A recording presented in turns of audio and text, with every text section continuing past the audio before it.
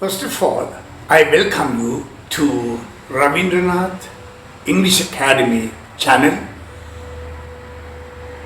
Dearly and dearly, warmly and respectfully. මා ප්‍රථමයෙන්ම ඔබව රවීන්ද්‍රනාත් ඉංග්‍රීසි channel එකට පිළිගන්නවා ආදරෙන් සාදරෙන් දයාවෙන් සහ ගෞරවයෙන්. අද කතාව එළවලු මා දී ඇති නිබන්ධනය උඩ සිට ඔබ මා සමග පහළට කියවන්න. Vocabulary Guide A. Rooty and tuberous vegetables. अंक 1 beet, अंक 2 beetroot, अंक 3 carrot, अंक 4 radish, अंक 5 manioc, अंक 6 tapioca, अंक 7 sweet potatoes, अंक 8 potatoes. දැන් අපි බලමු මේවායේ උච්චාරණය සහ අර්ථය. vocabulary guide අපි කලින් සඳහන් කළා මේ V අකුරින් අපි යටතොල උගදත් පෙළෙහි ස්පර්ශ වෙලා මේ වචනේ උච්චාරණය වෙන බව vocabulary. ඒ කියන්නේ භාෂිත වචන කියන එක. එහෙම නැත්නම් පරිභාෂිත වචන කියන එක. ඊළඟට root කියන්නේ මුල් වලින් නිර්මාණය මුල් ආකාර මුල් සහිත. හැබැයි එතන සමහර එළවලු මේ ස්ටෙම් වෙන්න පුළුවන්. ඒ කියන්නේ අරටුවෙන් වෙන්න පුළුවන්. එතන අපි බලන්නේ මේ නම තේරුම් ගන්න. එතන වචනේ. ඊට පස්සේ අපි කියනවා tuberous කියලා. tuber කියන්නේ කෝෂයකට ගෙඩියකට පදාර්ථ ගුණාර්ථ එකතු කරගත්තාම අපි ඒකට කියනවා tuber කියලා. මේකේ අනිත් පැත්ත තමයි ටියුමර්. ඒ වායුමය මාංශපේශිමය පටකමය සයිටොලොජිකල් වුණොත් ඒකට කියන්නේ ටියුමර්. දැන් මේක ටියුබර්. vegetables දෙආකාරයකට ප්‍රොනවුන්ස් කරන්න පුළුවන්. vegetables කියන්න පුළුවන්, vegetables කියන්න පුළුවන්. මේ දෙකම හරි. ඊළඟට 1 සහ 2 beetroot වර්ග දෙකකට තමයි අපි පෙන්වන්නේ. එක වර්ගයකට ගන්නත් පුළුවන්. කොහොමද? මේ ලෙවල් ශාක පළතුරු මල් වර්ග මේවායේ සිංහල ඉංග්‍රීසි වචන පරිවර්තනයේදී සමහර වෙලාවට ගැටුම් මතුවෙනවා. දැන් පළතුරු ලැයිස්තුවේදී අපි කිව්වා පොමෙලෝ එහෙම නැත්නම් සිට්‍රන් කියන එක සමානයි කියලා. ඒකේ දොඩම් වර්ගයක් කියලා. සමහර අය කියනවා ඒක එහෙම වෙන්නේ නැහැ කියලා. ඒකට හේතුව provincialism, regionalism. ඒ කියන්නේ පළාත්වාදය හා ප්‍රදේශවාදය කියලා උච්චාරණයට බලපාන සිද්ධාන්ත තිබෙනවා ලින්ග්විස්ටික්ස් වල. ඒක අපි පසුවට කතා කරනවා. දැනට දල වශයෙන් මම මේව සඳහන් කරනවා. දැන් තුන්වෙනි එක කැරට්. කැරට් වල තියෙන විශේෂත්වය තමයි වයිටමින් E, K සහ කෙරටින් අපි ලබා ගන්න කැරට් වලින්. ඊළඟට බේබි කැරට්ස් කියලා එකක් තියෙනවා. කුඩා කැරට්ස්. ව්‍යායාම කරන අය ඒ ආහාරයට ගන්නවා. මොකද ඒ කැරටින් වල තියෙනවා කැරට්ස් වල අපි බහුවචනින් කියන්නේ කැරට්ස්. මේ ඕනම එළවලුවක් බහුවචනින් අපිට ගන්න පුළුවන් ගොඩක් කියන අදහසින්. දැන් එතන ඒ කැරටින් වල තිබෙන ශක්තිය තමයි ද්‍රව්‍යමය ශක්තිය. එය colon cleanser එහෙම නැත්නම් colon purifier, intestine cleanser, intestine purifier. අන්ත්‍රවල බඩවැලෙහි තිබෙන පටක ශ්ලේෂ්මල මිය ගියාම ඒව පවිත්‍ර කිරීමේ කාර්යය කරන එක ආහාරයක් තමයි කැරට්ස්. ඒක මේ නූතන වෛද්‍ය සංග්‍රහවල තාමත්ම පුළුල් ලෙස සාකච්ඡා කරන නිසා මම මේක සඳහන් කරේ. ඊළඟට හතරවෙනි එක අපි කිව්වා රැඩිෂ් කියලා. රාබු රෙඩිෂ් කියලා සමහරු කියනවා. විරලව. ඊළඟට 5 සහ 6 manioc, tapioca. ඒ කියන්නේ මඤ්ඤොක්ක. ලංකාව තුල අපි කියන්නේ manioc කියලා. tapioca කියලා පුඩින් වර්ගයක් තියෙනවා. ඒක හරියට සේගෝ වගේ. ඒ කියන්නේ සව් වගේ. සේගෝ කියන්නේ සව් වලට. අපි ඒකත් සඳහන් කරනවා අනාගතයේදී තවත් වීඩියෝ එකකින්. ඊළඟට මේ 7 සහ 8 දෙකම potatoes හැබැයි එකක් sweet. මිහිරි, ඉමිහිරි, සුමිහිරි කියන හැඟීම. නැත්තම් පනි රස ඇති, සීනි රස ඇති. ඒ නිසා තමයි sweet potatoes කියලා කියන්නේ. ඊළඟට potatoes කියන එක සමහරු කියන්නේ මේක රූටි නෙවෙයි ඒක stem කියලා. ඒක නෙමෙයි අපිට තියෙන ගැටලුව මේ වචනේ මතක තියාගන්න ඕන. ඊළඟට මම ඔබට පෙන්වන්නේ දැන් සමහරු කියනවා potato කියන්න එපා potato කියන්න කියලා. සමහරු කියනවා නෑ potato කියන්න කියලා. දැන් මේ පිළිබඳ මතයක් තියෙනවා. ඒක එහෙම වෙන්නේ නිවැරදි උච්චාරණය. ඒ කියන්නේ received pronunciation. මූලිකව වර්ග 36ක් තිබෙනවා. තවත් අණු වර්ගත් එක්ක 52ක් තියෙනවා. තුන received pronunciations. ඒ කියන්නේ RP. ඒ කියන්නේ ප්‍රතිග්‍රහිත උච්චාරණ. වර්ග ගණනාවක් තිබෙනවා 52ක් පමණ තියෙනවා කියන එක. ඒ නිසා මේ වචනේ මේ potato ඔබ කැමති ආකාරයකට උච්චාරණය කරන්න. හැබැයි අදහස් වෙන්නේ නැහැ. ඕනම වචනයක් ඕනම ආකාරයකට ප්‍රොනවුන්ස් කරන්න පුළුවන් කියලා. දැන් ධාරයක් කියන මුහුණට කියන්නේ face. ඒක එෆකර නිසා face වෙන්න ඕන. face වෙන්න බෑ. face කියන්නේ වෙන වචනයක්. අර 3 phase electricity. ඒක වෙනයි. දැන් අපි බලමු මේ කතා කරපු මාතෘකාව. ඒක පයන්නෙන් පටන් ගන්න පුළුවන්. හොයන්නෙන් පටන් ගන්න පුළුවන්. මම පෙන්නන මේ වගෝ තුල. බහුවචනක තමයි අර අල්සයන් ඉන්නේ. එතකොට මැද තියෙන්නේ ඔබට පේනවා පයන්නෙන් පටන් අරගෙන ඒක ටාටෝ වෙන්න පුළුවන්. ටැටෝ වෙන්න පුළුවන්. ටෙටෝ වෙන්න පුළුවන්. ඒ අනුව ඒක potato වෙන්න පුළුවන්. potato වෙන්න පුළුවන්. potato වෙන්න පුළුවන්. බහුවචන තමයි අර potatoes කියලා කියන්නේ. තව එකක් මම දීලා තියෙනවා. ඒක පටන් ගන්න එකක් තක්කාලි. ටයන්නේ වෙන්න පුළුවන්. ටයන්නේ වෙන්න පුළුවන්. ටයන්නේ වෙන්න පුළුවන්. දෙවෙනි શબ્දය තමයි බහුවචනෙන් නම්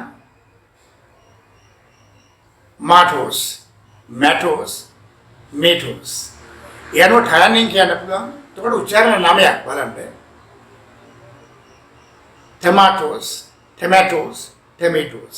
ටයන්නේ ගත්තොත් tomatoes, tomatoes, tomatoes. ටයන්නේ ගත්තොත් tomatoes, tomatoes, tomatoes. ඔබ කැමති විදිහකට උච්චාරණය කරන්න මේක අවුලක් නැහැ. හැබැයි මම කිව්වා කලින් වෙනස. උච්චාරණය වැදගත් නැහැ කියලා එක ගුරුකුලයක්. තවත් ගුරුකුලයක් කියනවා නෑ උච්චාරණය වැදගත් නිසා.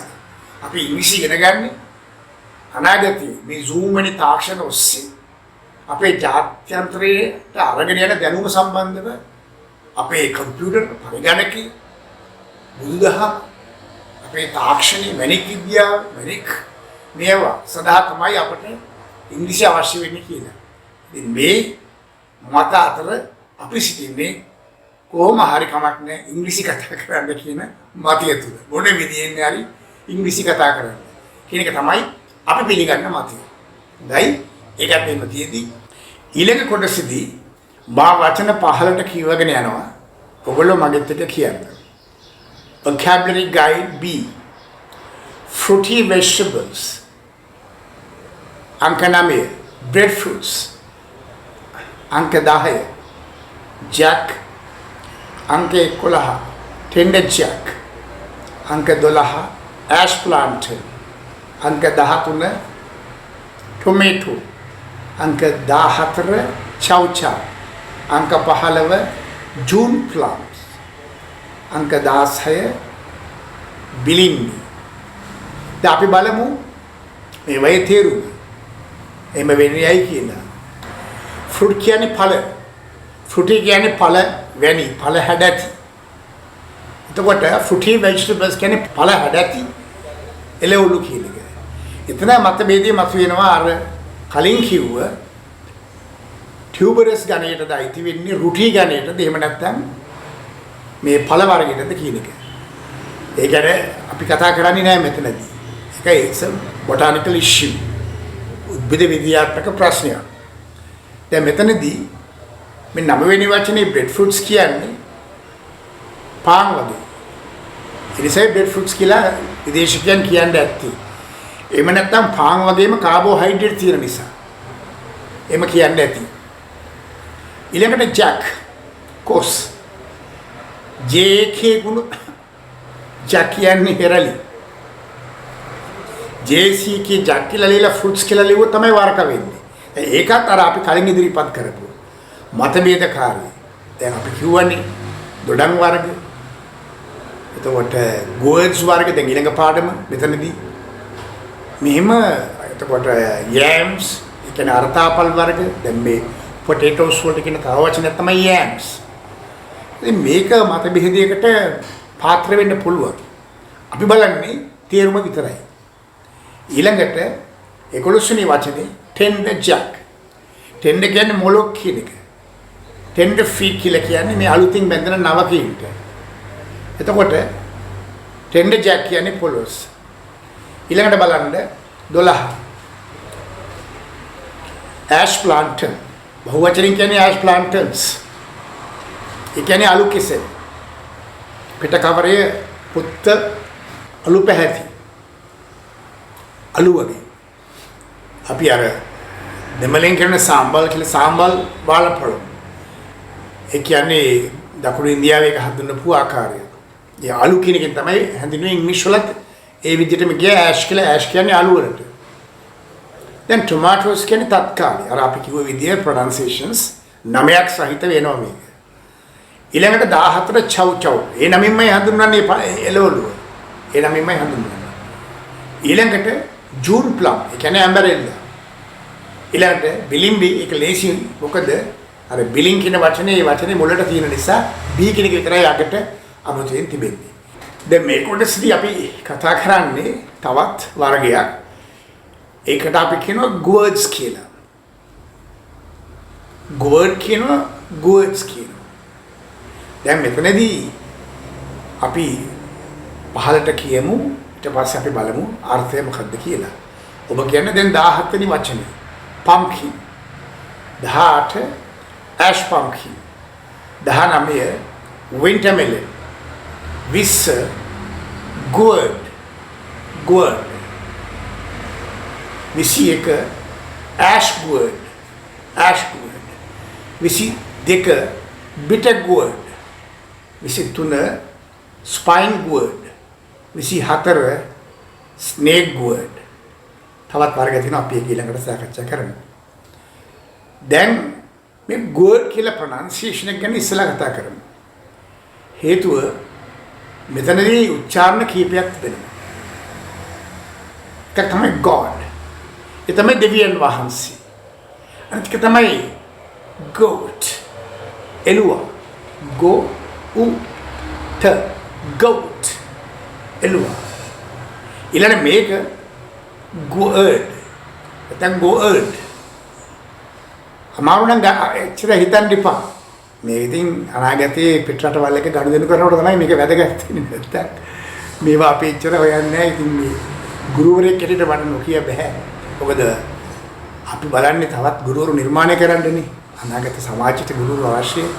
ඒගොල්ලෝ නිර්මාණය කරලා තමයි අපි බලන්නේ. ඒකට අපිට සිද්ධ වෙනවා මේ මාත් එකක් තියෙනවා කියලා කියන්නේ. ඒක තමයි මේ කරන්නේ. දැන් මේ පවුලට අයිති pumpkin. pumpkin කිව්වම මේ දෙවෙනි පී අකුර silent. ඊළඟට ash pumpkin. අපි ඒක පුහුල් වර්ගයක් හැටියට තමයි දකින්නේ. එතන අර දෙවෙනි පී අකුර silent. winter melon කියලා කියනවා ඒත් පුහුල් වර්ගයක් පිටරටවල් වල ඒකට කියන්නේ winter melon කියලා. ඊළඟට අපි 20න් පටන් ගන්න gourd. ash gourd කියන්නේ එතකොට ආයෙත් අර අලු පුහුල් කියන එක. දැන් bitter gourd. bitter කියන්නේ තිත්ත කියන එක. ඔය 22 වෙනි වචනේ. දැන් bitter pill කියන්නේ තිත්ත පෙත්තක්. ඒතර bitter කියන්නේ තිත්තයි. it's bitter. bitter truth කියන්නේ තිත්ත ඇත්ත. ඔව්. එතකොට ඒ bitter gourd කියන්නේ කරවිල වලට. ඊළඟට තිබෙනවා spine gourd. spine කියන්නේ මේ කුඳු නාරටිය. එතකොට ඒ නාරටිය වගේ තියෙන නිසා තමයි spine gourd කියලා කියන්නේ. තුඹ කරවිල කියලා අපි සිංහලෙන් කියනවා. එතනදී දැන් ගැටුමක් මතුවෙන්න පුළුවන්. තුඹ කරවිල වල මෙහෙම නැහැ කියලා එක පළාත් අනුව. ඒකට තමයි මම ඉස්සෙල්ලම කිව්වේ. ඒක ප්‍රොවින්ෂියලිසම්. ඒක රීජනලිසම්. ඒක ගැටුමකට පත් කරගන්න පුළුවන් බොටනිස්ලට විතරයි. උද්භිද විද්‍යාඥයන්ට පමණයි. ડોක්ටර්ස්ලටත් බෑ ඒක කරන්න. ඒක it has to be done by the botanists. ඒකට ඒක මම එම ඉදිරිපත් කරලා තියන්න. ඒ 24 snake gourd. snake කියන්නේ සර්පයා කියන එක. පල්ලෙහාට එල්ලෙන නිසා සර්පයෙක් බඳු නිසා තමයි snake gourd කියලා කියන්නේ. ඒ කියන්නේ පතෝල කියලා කියන එක. 25 අපි දක්වනවා bottle gourd. 26 rich gourd. 27 loofah. 28 cucumber. 29 salad cucumber. 30 zucchini. 31 marrow. 32 aubergine එහෙම නැත්නම් aubergine. ඒක තවදුරටත් සාකච්ඡා කරනවා ඊළඟ පිටුවේදී. දැන් අපි මෙතනදී ගත්ත bottle gourd 24 අපි කිව්වා snake gourd 25 අපි කියනවා bottle gourd. bottle gourd කියන්නේ බෝතලේ වගේ. ඒක නිසා දිය ලැබු අඳුර ගන්න ලේසියි. බෝතලේ වගේ දැකලා තිය ඔයගොල්ලෝ ලැබු කබල් කියලා කියන එකට. ගම්වල. ඊළඟට දැන් ඔය rich gourd කියන එක. ඒක වැටකොළු. ඊළඟට loofah. loofah කියන්නේ වැටකොළු වලට. සමහර ස්ටෝර්ස් වලින් ආහාර ගත්තාම බිලේ තියෙනවා loofah කියලා. print කරලා. එතකොට ඔයගොල්ලෝ කොහෙදී හරි එහෙම දැක්කොත් අඳුර ගන්නනේ වැටකොළු කියලා. ඊළඟට අර loofah scrub කියලා කියනවා. ඔය වැටකොළු කොස් අරගෙන තියාගන්නවා ගෙවල් වල මේ ඇඟ අතුල්ලන්න. ඒකට කියන්නේ scrub, loofah scrub. ඒක එහෙම වතු වල එහෙම මිනිස්සු කිව්වේ ඒ කාලේ. දැන් එහෙම කියන්නේ වැටකොළු කොස් කියලා තමයි ඉංග්‍රීසි කතා කරන ගෙවල් වලත් මේක කියන්නේ. දැන් ගොඩක් වචන එහෙමයි. ඉතින් අපි අර ගුරුවරු හැටියට කියලා දෙනවා මේවා. ඊළඟට 28 cucumber. ඒ කියන්නේ පිපිඤ්ඤා. salad cucumber කියන්නේ ඒකමයි. zucchini කියන්නේ ඔයගොල්ලෝ දන්නවා Chinese food දෙනකොට අර lobster sauce එක්ක අර corn එක carrot එහෙම දාලා දෙනවා මේ dish එකක්. ඒකේ තියෙනවා මේ zucchini. එනිසා ඒකට කියන්නේ චීන පිපිඤ්ඤා කියලා. ඉතින් ඒක මිනිස්සු විවාහයට කියන දෙයක්. zucchini කියන එක තමයි. ඒක පිපිඤ්ඤා වර්ගයක් නිකන් තදයි කැකිලි වගේ. ඔයගොල්ලෝ ඔය චීන ආහාර ගන්නකොට ඒක දකින්න. ඊළඟට marrow කියලා කියන්නේ මේ කැකිලි කියන එක. marrow කියලා අපි කියනවා කැකිලි වලට. දැන් aubergine කියන්නේ වම්බටු වලට. වම්බටු පවුල ටිකක් ආපහු කීපයක් තියෙනවා සාකච්ඡා කරන්න. දැන් මෙහිදී මා කියාගෙන යන වචන ඔයගොල්ලෝ මගෙත් එක්ක කියන්න. brinjal, eggplant, Thai eggplant, turkey berry. දැන් අපි කියවනේ aubergine හෙවත් aubergine කියන්නේ වම්බටු වලට. අපි ඒකට ලංකාවේ කියන්නේ brinjal. සමහර කෙනෙක් brinjals කියලා. I love brinjals. නැත්නම් I love brinjal. එමයි කියන්නේ මම ආසයි brinjal වලට වම්බටු. ඊළඟට eggplant කියන්නේත් ඒකමයි. ඊළඟට මේ Thai eggplant කියලා කියනවා තරණ බටු වලට. හැබැයි අර වෙනස ඇති වෙන්න පුළුවන්. නෑ එහෙම නෙමෙයි. ඒකට වෙනම වචනයක් තියෙනවා කියලා උද්භිද විද්‍යාඥයෙකුට බොටැනිස්ට් කෙනෙකුට කියන්න පුළුවන්. turkey berry. ඒ turkey berry කියලා කියන්නේ තරණ බටු. මෙතනදී මට කියන්න ඕන විශේෂ දෙයක් තියෙනවා. ඔය Thai eggplant කියන එකයි turkey berry කියන එකයි ඉන්නේ කැපිටල් වලින්. අයි ඒක රටවල් දෙකක නම් දෙකකට සම්බන්ධ නිසා. තව එකක් තමයි ඔය වගේම බොම්බියානියන්.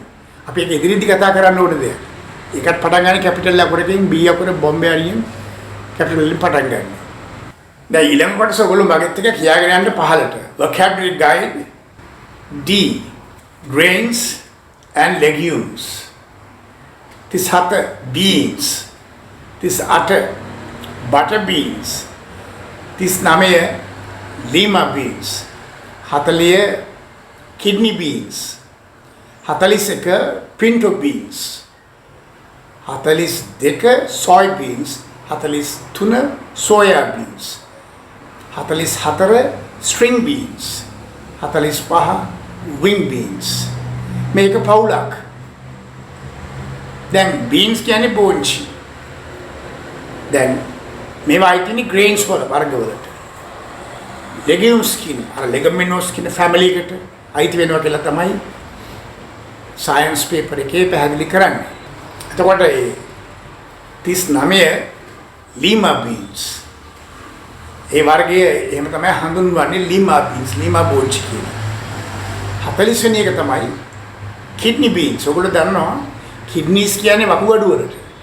ඒ බෝංචි වල අට වර්ගයේ kidney එක හැදේ ගන්න නිසා kidney beans කියලා තමයි අපි සඳහන් කරන්නේ.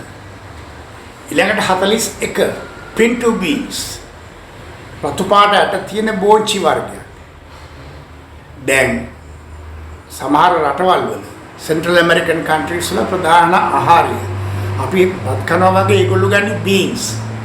හරි ශක්ති සම්පන්නයි. එතකොට ඒ pinto beans ඒ කියන්නේ මෙක්සිකෝ, ගුවතමාලා, එල් සල්වඩෝර, බ්‍රිටිෂ්, හොන්ඩුරාස්, කොස්ටාරිකා, පනාමා, කොලොම්බියා, ආර්ජන්ටිනා දක්වා මේ පැත්තෙන් උරුග්වායි, පැරගුවයි, චිලි දක්වා ඒගොල්ලෝ මේ ආහාරය ප්‍රධාන ආහාරය ලෙස ගන්නවා legumes. ඒ කියන්නේ pinto beans. ඊළඟට අපි දකිනවා soy beans, ඒ කියන්නේ සෝයා බෝංචි. ඒක වර්ග දෙකක් හිට ගන්නවා soy beans සහ soya beans කියලා. ඊළඟට string beans කියන්නේ මෑ වලට කියනවා අපි එහෙම. ඊට පස්සේ අපි ගන්නවා wing beans. wing beans කියන්නේ double. 46 ඔගොල්ලෝ කියන්නේ chickpeas 47, green peas 48, green gram 49, black gram 50, corn. දැන් chickpeas කියන්නේ අර ලොකු බෝල කඩල. අපි අර golf face එකේදී කන්නේ ලොකු කඩල. ඒක තමයි ඔය නියම වචනේ gram කියලා අපි කියනවා, gram cell කියනවා කඩල විකුණන එක්කෙනාට. ඒකට ඈත රටවල වල කියන ඒක ඉංග්‍රීසි වචනේ තමයි chickpeas. එතකොට green peas කියන්නේ මේ කොළ පාට, ඒ කියන්නේ මෑ කියන එක. එතකොට green gram කියන්නේ මුං ඇට වලට. ඒක ළඟින් යනවා. ඊළඟට black gram කියලා කියන්නේ උඳු වලට. අවසාන වචනේ corn. ඒ කියන්නේ බඩ ඉරිඟු කියන එක. corn pods කියන්නේ ඉරිඟු කරලට. බඩ ඉරිඟු කරල අපි කියන්නේ corn pod කියලා. බහුවචනින් ගත්තොත් corn pods. I love corn. එහෙම නැත්නම් I love corn pods. කරල පිටින් කන්න මම හරි ආසයි. ඒ වගේ තමයි අපි ඒක භාවිත කරන්නේ. එහෙමනම් අවසානයි එළවලු කතාව. So I'll bring up more vegetables on another list. And until such time, I wish you all the best. Thank you very much.